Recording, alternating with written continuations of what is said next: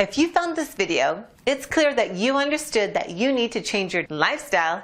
Keep watching and you'll thank me later. 1 in 3 people with type 2 diabetes don't know that they have it. And most do experience those early warning signs, but they just don't understand or realize what those symptoms are.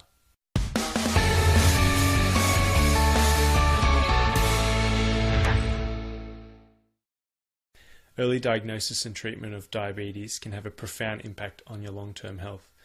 Just a 3-year delay in diagnosis increases your relative risk of heart disease by 29%. Therefore, by knowing what to look for, you can take control of the situation before it takes control of you.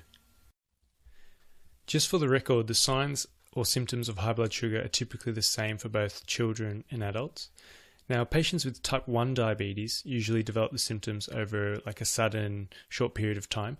The condition is often diagnosed in an emergency setting. Now, type 2 diabetes, on the other hand, progresses quite slowly. Symptoms tend to come on gradually, which is why they're often missed. So some don't even experience any early symptoms at all, but most do. Okay, number 1 is excessive urination. So as a point of reference, most people pee 4 to 7 times in a 24-hour period. So if you're going much more than that, it could be a red flag.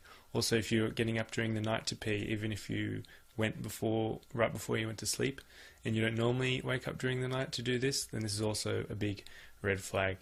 So why does this happen? Well, your kidneys are working overtime to expel the excess sugar in your blood, and sugar that cannot be absorbed into the blood must be absorbed from the blood, so it must be urinated out. So excess sugar in your blood equals more urination. Okay, excessive thirst is another glaring symptom. So drinking constantly throughout the day and even overnight. So it could be something like 4 litres or more per day, which is equivalent of a gallon.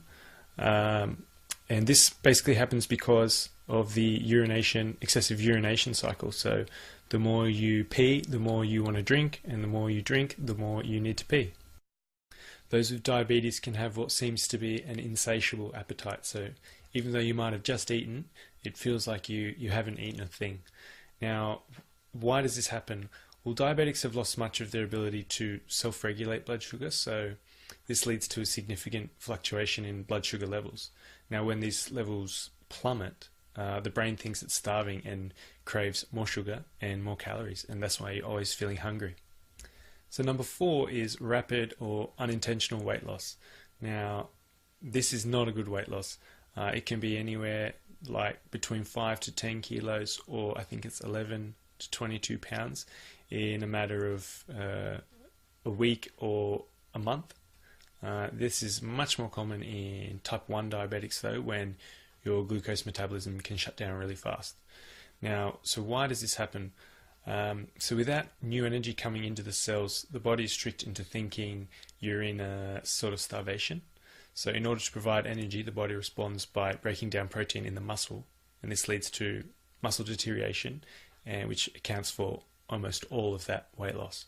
So unmanaged diabetes is going to leave you feeling very lousy and lazy, like extremely lazy and fatigued to the point where you can't do your regular daily activities.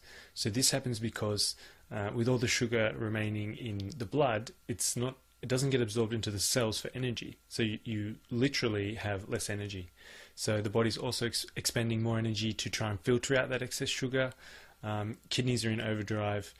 You're probably sleeping poorly, and your blood sugar levels are going up and down when you eat. So this is all starting to take its toll, and that's why you're feeling really, really lethargic. So a tingling or numbing sensation in the body's extremities, like your hands and feet, toes and fingers, is actually a really common sign of high blood sugar or unmanaged diabetes. Now, it generally happens in the morning after you've woken up, even if you haven't been sleeping uncomfortably or sleeping on your arm or something, or on your leg, you still feel that tingling, or it can even be a burning sensation. Now, this happens because the sugar that lingers in the blood for a long period of time starts to damage the nerves and your nerve endings. And nerves that are furthest from the heart, they are not well repaired because you've got circulation problems, and they're the furthest point. So that is your toes and your fingers, and that's why you'll get that tingling or burning sensation there. So distorted or blurry vision, or commonly seeing eye floaters, is a common sign of high blood sugar as well. And this happens because excess sugar in the blood is pulling fluid out of the cells and tissue, and this includes your lens in the eye, which can swell and alter its ability to focus. Fortunately, this is largely reversible once you treat your blood sugar levels. Overly itchy or irritated skin can be a sign of high blood sugar, and you can even get dark skin around your neck here and armpits. Now, this dry skin can be the result of poor circulation and or excessive fluid loss from urinating too much. The darkening skin is to do with a hormonal change, namely insulin resistance. So the last early sign of diabetes is cuts and wounds that just don't heal or heal very slowly. So it's not uncommon for someone to get even a leg bruise or a cut on your foot or something that just won't close up. It's really common in the extremities where the circulation is the least strong. So this goes hand in hand with the numbness and tingling that I spoke about before. So this happens because the sugar that's in the bloodstream starts to damage the arteries and veins, and that affects circulation. So the blood is required to facilitate healing. So with limited circulation, a wound or bruise will be very slow to heal because there's just less blood going there. So the lower down the cut, it tends to be the slower the healing process.